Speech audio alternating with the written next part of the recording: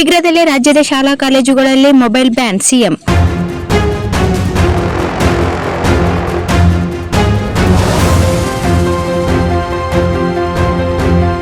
ಶೀಘ್ರದಲ್ಲೇ ರಾಜ್ಯದ ಶಾಲಾ ಕಾಲೇಜುಗಳಲ್ಲಿ ಮೊಬೈಲ್ ಬ್ಯಾನ್ ಆಗುವ ಸಾಧ್ಯತೆ ಇದೆ ಎಂದು ಈ ಬಗ್ಗೆ ಸಿಎಂ ಸಿದ್ದರಾಮಯ್ಯ ವಿವರಗಳ ಪ್ರಗತಿ ಪರಿಶೀಲನಾ ಸಭೆಯಲ್ಲಿ ಸುಳಿವು ನೀಡಿದ್ದಾರೆ. ಮೊಬೈಲ್ ಬ್ಯಾನ್ ವಿಚಾರವಾಗಿ ಮುಖ್ಯಮಂತ್ರಿಗಳು ವಿಸಿಗಳಿಂದಲೂ ಅಭಿಪ್ರಾಯ ಕೇಳಿದ್ದು, ಪ್ರಸ್ತಾಪಕ್ಕೆ ವಿಶ್ವವಿದ್ಯಾಲಯದ ಕುಲಪತಿಗಳಿಂದಲೂ ಒಪ್ಪಿಗೆ ಸಿಕ್ಕಿದೆ. 16 ವರ್ಷದೊಳಗಿನ ವಿದ್ಯಾರ್ಥಿಗಳಿಗೆ ಮೊಬೈಲ್ ಬಳಕೆಗೆ ಕಡಿವಾಣ ಹಾಕಬೇಕಿದ್ದು, ಆಸ್ಟ್ರೇಲಿಯಾ ಸೇರಿ ಅನೇಕ ದೇಶಗಳಲ್ಲಿ ಈ ನಿಯಮ ಮಾಡಿದ್ದಾರೆ.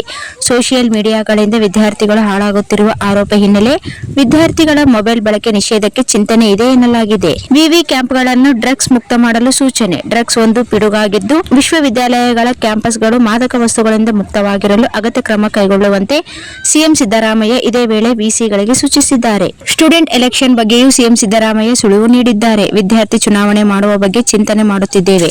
ನಮ್ಮ ಕಾಲದಲ್ಲಿ ಚುನಾವಣೆ ಇತ್ತು, ನಾವು ಅಲ್ಲಿಂದಲೇ ಬಂದಿರುವುದು.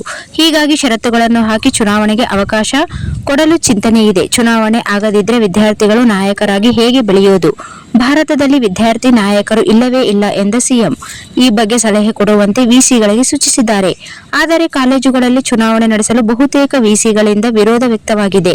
ಯಾವುದೇ ಕಾರಣಕ್ಕೂ ಕಾಲೇಜುಗಳಲ್ಲಿ ಚುನಾವಣೆ ಬೇಡ ಎಂದ ವಿಸಿಗಳು ಜೆಎನ್ಯು ಸೇರಿ ಹಲವೆಡೆ ಗಲಾಟೆ ಆಗ್ತಿದೆ.